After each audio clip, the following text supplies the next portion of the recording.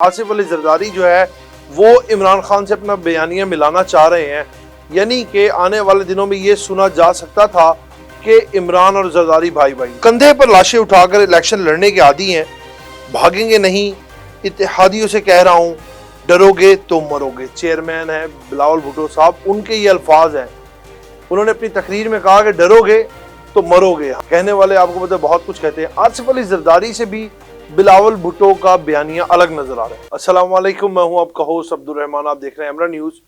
جیسے کہ آپ لوگوں کو پتا ہے کہ پیپلز پارٹی کافی یہ خبریں گردش کر رہی تھی کہ اپنا بیانیہ بدلتی جا رہی ہے۔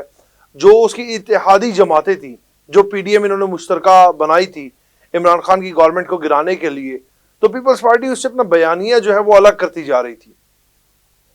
نون لیگ کی گورنمنٹ جانے سے پہلے یہ سب نظر آ رہا تھا کہ پیپلز پارٹی اپنا بیانیہ نون لیگ سے الگ کرتی جا رہی ہے، ان میں درار پڑ گئی ہے کہیں نہ کہیں، لیکن وہ واضح شو نہیں ہو رہا تھا، سامنے کھل کے نہیں آ رہے تھے، کیونکہ دوران حکومت ویسے بھی بلاول بھٹو زرداری صاحب جو ہیں وہ ان کو بھی وزارت ملی ہوئی تھی، تو وہ اندر جو تھے ان کے وہ دوریاں پیدا ہو چکی تھی، صرف بظاہر دکھانے کے لیے وہ لوگ ساتھ تھے، لیکن اندر خاتے کام پورا لگ چکا تھا عمران خان کے جیل جانے کے بعد۔ اور کہا یہ بھی جا رہا تھا کہ آصف علی زرداری جو ہے وہ عمران خان سے اپنا بیانیہ ملانا چاہ رہے ہیں، یعنی کہ آنے والے دنوں میں یہ سنا جا سکتا تھا کہ عمران اور زرداری بھائی لیکن اس طرح کی کوئی خبر دوبارہ تو سامنے نہیں آئی۔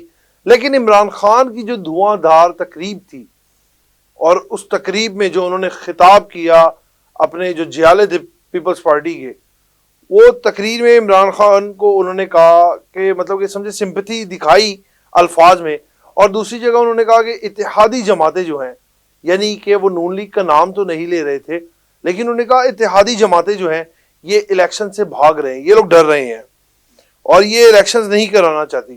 انہوں نے کہا کہ ہم کندھے پر لاشیں اٹھا کر الیکشن لڑنے کے عادی ہیں، بھاگیں گے نہیں، اتحادیوں سے کہہ رہا ہوں ڈرو گے تو مرو گے۔ چیئرمین ہیں بلاول بھٹو صاحب، ان کے یہ الفاظ ہیں، انہوں نے اپنی تقریر میں کہا کہ ڈرو گے تو مرو گے، ہم کندھوں پہ لاشیں اٹھا کے۔ بلاول بھٹو صاحب جو ہیں وہ محترمہ شہید بے نظیر کا جو ویژن ہے، کہا یہ جاتا ہے کہ وہ اس کو لے کے چل رہے ہیں۔ کہنے والے آپ کو پتہ بہت کچھ کہتے ہیں۔ آصف علی زرداری سے بھی بلاول بھٹو کا بیانیہ الگ نظر آ رہا ہے۔ یہ بھی صرف بظاہر ہے، لیکن میرے خیال سے ایک عجیب سی بات ہے کہ ایک باپ سے ایک بیٹے کا بیانیہ الگ کسی مطلب کہ آپ یہ سمجھیں کہ 100 میں سے 20% ہو سکتا ہے، لیکن پورا بیانیہ الگ ہونا یہ پاسبل نہیں ہے۔ اور آصف علی زرداری جن کو کنگ میکر کہا جاتا ہے، گیم چینجر کہا جاتا ہے، ان سے بلاول بھٹو کا، جن کو سیاست کی جو سیڑھیاں ہیں وہ آصف علی زرداری صاحب نے ہاتھ پکڑ کے چڑھنا سکھائی ہیں، تو میرے خیال سے بلاول صاحب کا جو بیانیہ ہے وہ اپنے والد صاحب سے الگ نہیں ہو سکتا۔ یہ بس وقتی اختلافات لگ رہے ہیں جو بظاہر نظر آ رہے ہیں، اندر اختلافات نہیں ہیں۔ سابقہ حکومت نے اپنی ناکامیاں جو ہیں وہ نون لیگ نے ملبہ پیپلز پارٹی پر ڈال دیا، جس پر پیپلز پارٹی برہم ہو گئی۔ یعنی کہ آپ نے دیکھا تھا پہلے بھی جب چینی جو آ رہی تھی باہر سے، اس کا سارا کریڈٹ اور اس کا سارا ملبہ احسن اقبال صاحب نے پیپلز پارٹی کے وزیر پہ ڈال دیا تھا۔ انہوں نے کہا تھا کہ نوید قمر اس کے تمام ذمہ دار ہیں جو یہ چینی آ رہی ہے جا رہی، جبکہ حکومت مشترکہ تھی، فیصلے مشترکہ تھے، اور ساری کہانی ڈال نوید قمر پہ دی تھی۔ یہ سب کو نظر آ رہا تھا کہ الیکشن کے قریب پی ڈی ایم میں دراریں پڑ جائیں گی۔ دراڑیں بھی کیا پڑیں گی، اب تو دیواریں گر گئی ان کے درمیان کی جو تھی۔ اب یہ آگے الیکشن نظر آ رہے ہیں، ان کو پتہ ہے کہ الیکشن تو اپنا لڑنا ہے۔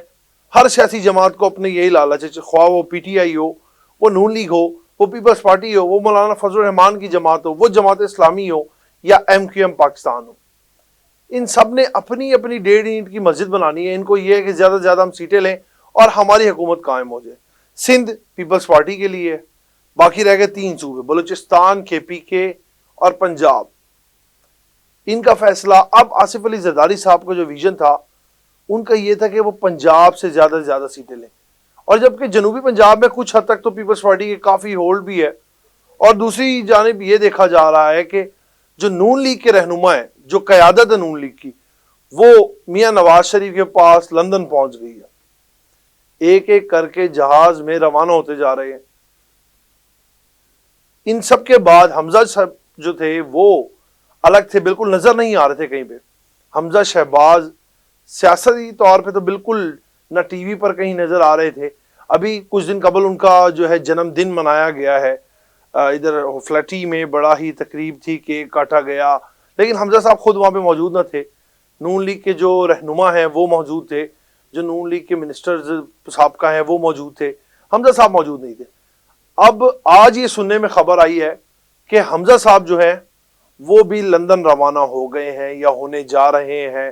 ایسی کوئی خبر گردش کر رہی ہے کہ نون لیگ کی قیادت تقریباً جا چکی ہے، نون لیگ بھی یہاں پر نہیں ہے. اور دوسری طرف جو ہے آرمی چیف کی جانب سے جو کریک ڈاؤن کیا گیا تھا، ڈنڈا تیز کر دیا گیا ہے. بلوچستان میں چینی کے ذخائر جو ہیں، جنہوں نے ذخیرہ اندوزی کی ہوئی تھی، چینی کو وافر مقدار میں جمع کیا ہوا تھا، چھپایا ہوا تھا، رات گئے تاریکی میں چھاپے مارے گئے ہیں، وہاں سے وافر مقدار میں چینی برآمد کی گئی ہے.